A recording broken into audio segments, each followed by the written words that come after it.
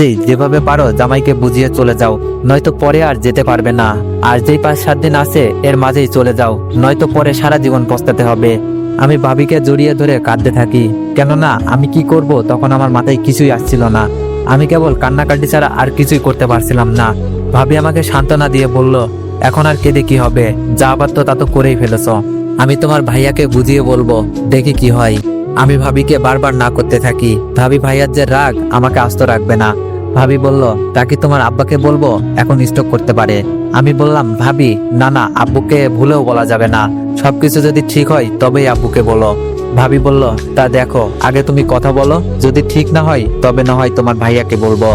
অতঃপর ভাবি চলে যাই। আমি ওনাকে ফোন দিই, কিন্তু ফোন ঢোকে না। আমার নাম্বারটা হয়তো ব্লক করে রেখেছে। আমি ভাবির ফোন নিয়ে ফোন দিই। 2-3 বার রিং হওয়ার পর উনি ফোন ধরে। সালাম দিয়ে কেমন আছেন বলতেই উনি উত্তর দেয়, আলহামদুলিল্লাহ। কে বলছেন? আমি আমতা আমতা করে বলি, আমি অবন্তী। উনি বললেন, কেন কল দিয়েছেন? আমি উত্তর দিই, কথা ছিল, একটু সময় হবে আপনার? উনি বললেন, আমার কোনো সময় নেই, আর একবারও কল দিবেন না। আমি কিছু বলতে পারিনি, শুধু কাঁদতে থাকি। যতই চেষ্টা করি কান্না থামাতে, কিন্তু থামাতে পারি না। উনি ওপাশ থেকে কল কেটে দেন। তখন পৃথিবীতে নিজেকে সবচেয়ে বেশি অসহায় মনে হচ্ছিল। নিজের পায়ে নিজেই কুড়াল মারলাম। পৃথিবীর সব সুখ হয়তো আমার জন্যই অপেক্ষা করেছিল। উনার জমানো সব ভালোবাসা হয়তো আমার ভাগ্যেই জুটত, কিন্তু আমি সব ছেড়ে অবৈধতার টানে চলে আসলাম।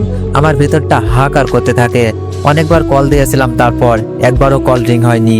ওনার মনে হয়তোবা অভিমানগুলো তীব্র আকার ধারণ করেছে। কষ্ট পেতে পেতে ভিতরটা শক্ত হয়ে গেছে। আমার জন্য হয়তোবা শুধু ঘৃণাগুলোই অবশিষ্ট আছে।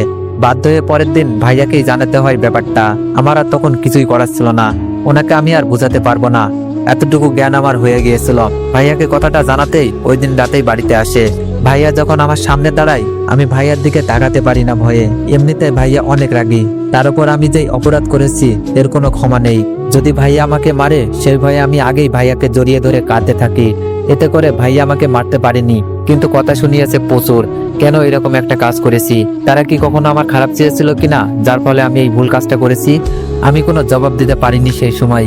পরে ভাইয়া আমার মাথায় হাত বুলিয়ে বলে, একটা মাত্র বোন তুই, তোর কষ্ট আমি সহ্য করতে পারবো না। আব্দুল্লাহর কাছে না হয় আমার একটু ছোট হতে হবে, তবুও তোর জীবনটা তো নষ্ট হতে দিতে পারি না।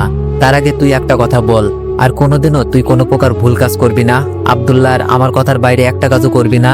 আর যদি করিস তবে মনে করবি যে তোর ভাই আর নেই, তুই আর জীবনেও আমার সামনে আসতে পারবি না।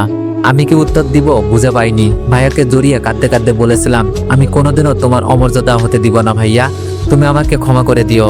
আমি তখন স্পষ্টভাবে ভাইয়ার চোখেও পানি দেখতে পাচ্ছিলাম। ভাইয়ার যতই রাগ হোক না কেন, ছোট বোনগুলোর যে তাদের কলিজা, সেটা আমি ওই দিন বুঝতে পারি।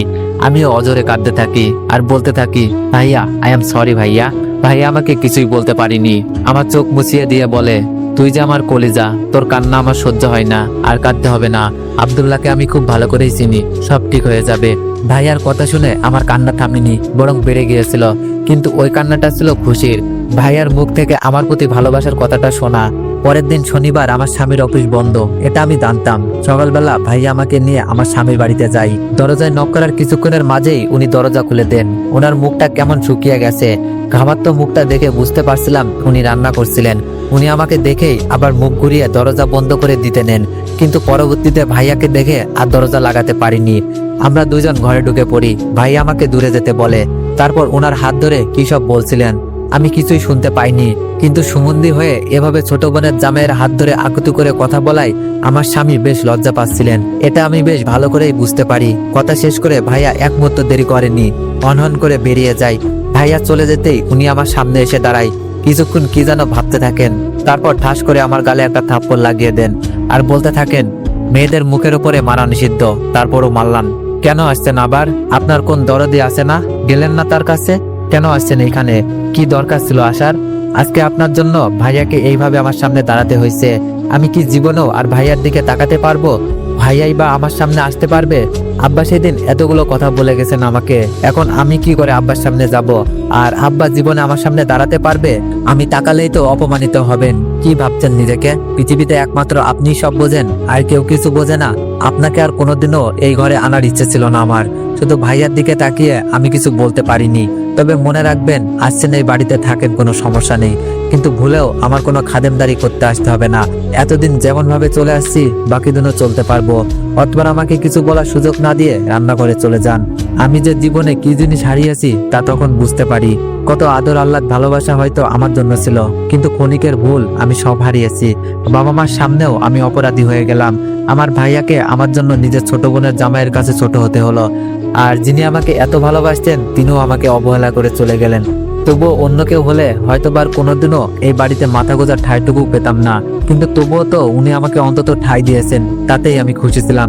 ওই দিনের পর থেকে আর কখনো ওনার ভালোবাসাটুকু পাইনি, কখনো সুযোগ পাইনি ওনার বুকে একটু মাথা রাখার। ঘুমের মাঝেও একবারের জন্য জড়িয়ে ধরতে পারিনি, একটি বারের জন্য কাঁধে মাথা রেখে কাঁদতে পারিনি। উনি বিছানায় ঘুমাতেন না আমার স্পর্শ পাবেন বলে, সেই আগের মতো সোফাতেই ঘুমিয়ে পড়তেন। কতবার চেষ্টা করেছি ফ্লোরে বসে অন্তত ওনার হাতের মাথা রেখে ঘুমাতে, পারিনি। কখনো ঘুম থেকে উঠে ধমকাতে একটু দেরি করেনি। কতবার চেষ্টা করেছি পাশে ক্ষমা চাইতে, কিন্তু একটিবারের জন্য ওনাকে ছুতে পর্যন্ত দেয়নি। আমার ভিতরে কষ্টগুলো পাহাড়ের মতো বিশাল হতে থাকে। প্রতিনিয়ত চোখের পানি ঝরিয়েও কষ্ট কমাতে পারিনি। মাঝে মধ্যে মাঝরাতে উঠে চুপ করে ফ্লোরে বসে থাকতাম, এক দৃষ্টিতে ওনার ঘুমন্ত চেহারার দিকে তাকিয়ে থাকতাম। কত সুন্দর একটা মুখ ছিল আগে, আমি যাওয়ার পরে একদম শুকিয়ে গেছে। যে মানুষটা কখনো রান্না করেনি সে ওই কয়টা দিন কি খেয়ে বেঁচেছিলেন তা আল্লাহ তাআলাই ভালো জানে। ওভাবে কখনো ঘন্টার পর ঘন্টাও বসে থাকতাম, চোখ থেকে পানিগুলো গাল বেয়ে বেয়ে পড়ে গলা পর্যন্ত ভিজিয়ে দিত। অবশেষে ক্লান্ত হয়ে আবারও ঘুমিয়ে যেতাম। একদিন রাতে উনি অফিস থেকে ফিরতে খুব দেরি করছিল, টেনশনে আমার বুক শুকিয়ে আসছিল। অতপর প্রায় 10টার দিকে বৃষ্টিতে ভিজতে ভিজতে বাড়ি ফিরে সারা শরীরে কাপড় ভিজে একাকার, একদম কাক ভেজা হয়ে কাঁপতে কাঁপতে ঘরে ঢুকেন। তাড়াতাড়ি কাপড় পাল্টে কোনো রকম কটা খেয়ে মাথা মুড়ি দিয়ে সোফায় ঘুমিয়ে পড়েন। রাতে প্রচুর জ্বর আসে,